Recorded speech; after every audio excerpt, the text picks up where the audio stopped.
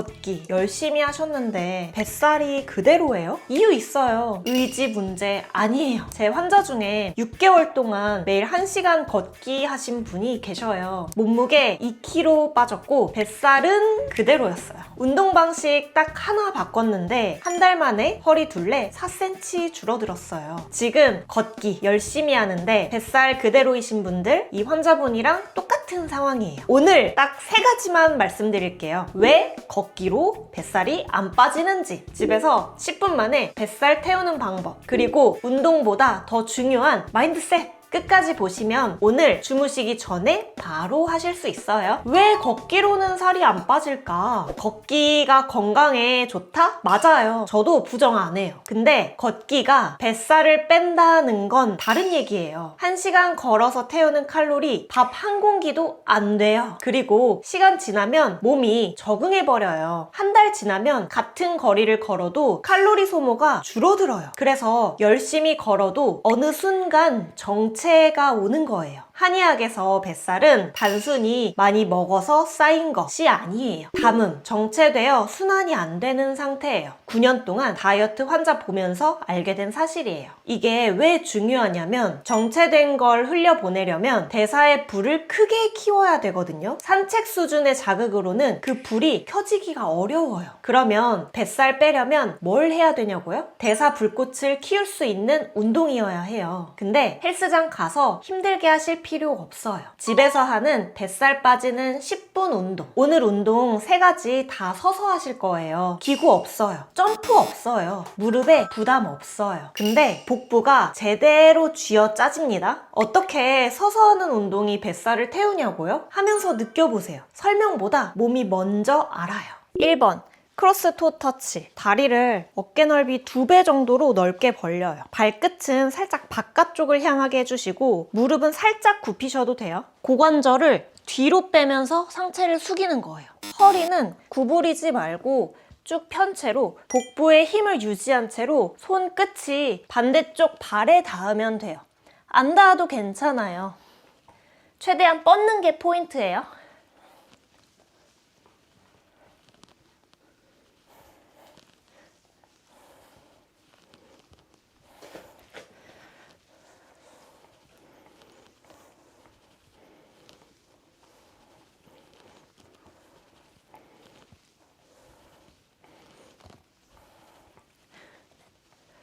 고관절, 복사근, 햄스트링 동시에 써줘요. 주의하실 점은 허리를 구부리는 게 아니라 고관절을 접는 거예요. 등이 말리면 안 돼요. 2번째, 스탠딩 크런치. 양팔을 만세하고 서요. 무릎을 복부 높이까지 올리면서 양팔을 내려서 무릎 터치, 그리고 다시 만세. 다리만 올리면 의미가 없고 배를 쥐어 짜면서 올리면 더 좋아요.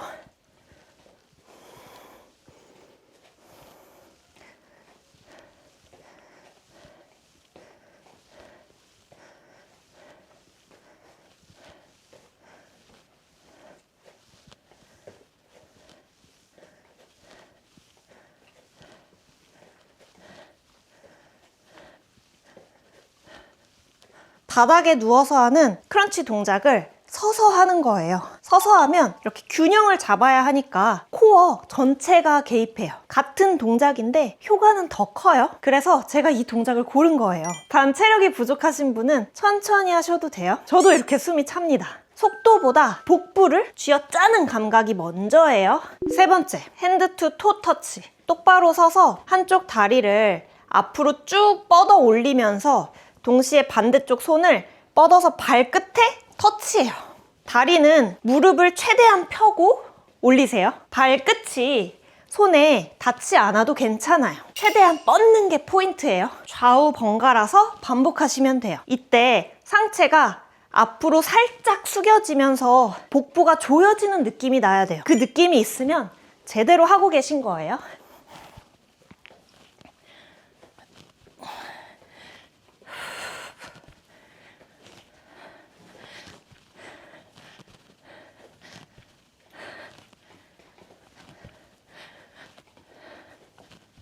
복부랑 햄스트링, 그리고 균형 감각까지 동시에 써져요. 균형이 불안하신 분은 벽 옆에서 벽 잡고 하셔도 괜찮아요. 효과는 똑같아요. 자, 루틴 정리할게요. 크로스 토 터치 50초, 10초 쉬고, 스탠딩 크런치 50초, 10초 쉬고, 핸드 투 토 터치 50초, 10초 쉬고, 세트 사이에 10초씩 쉬고 3사이클을 돌면 9분이에요. 노 스쿼트, 노 점프 운동이지만 하체와 복근을 써서 복부가 확실히 탑니다. 그래도 불편하신 동작 있으시면 댓글 달아주세요. 다음 영상 주제로 만들어 볼게요. 뱃살 빠지는 식단 딱 2가지. 적게 먹으면 살 빠진다는 게 틀린 말은 아니에요. 근데 뱃살만큼은 그게 전부가 아니에요. 뱃살은 칼로리만의 문제가 아니에요. 인슐린 문제예요. 흰쌀밥, 빵, 과자, 과일 주스, 혈당이 확 오르고 인슐린이 분비되고 그 인슐린이 남은 당을 지방으로 바꿔서 저장해요. 특히 복부에 쌓이기가 쉬워요. 저 환자분 체형 보면 딱 알아요. 배 좀 나오고 팔뚝 좀 있으시면 혹시 탄수화물 순이세요? 하고 여쭤봐요. 이런 분 진짜 많아요. 첫 번째는 탄수화물 종류만 바꾸세요. 흰쌀밥은 현미밥으로, 빵은 고구마로, 단순 탄수화물에서 복합 탄수화물로 바꾸시는 거예요. 양은 그대로 드셔도 돼요. 종류만 바꾸세요.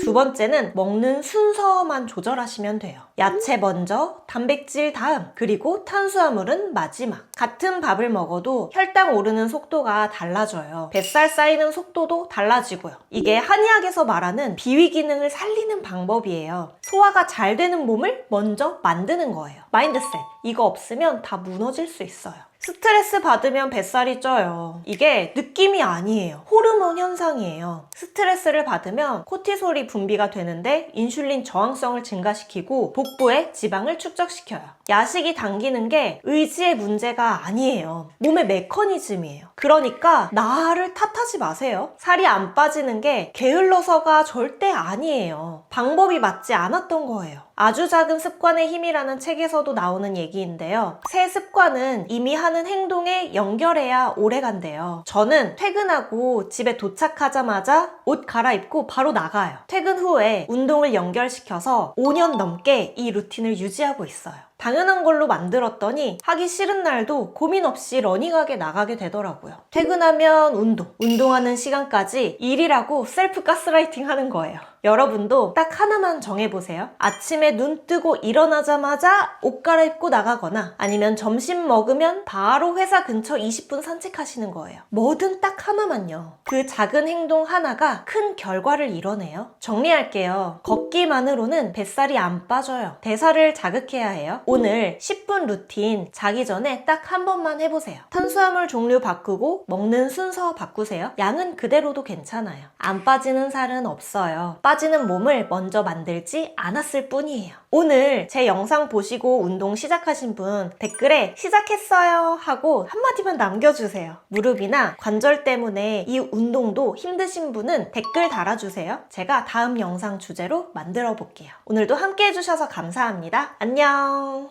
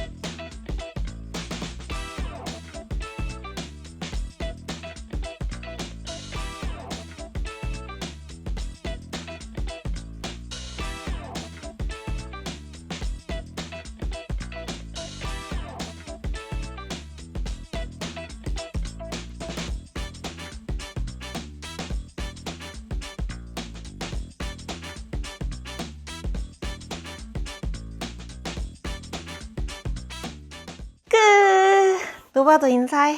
안녕.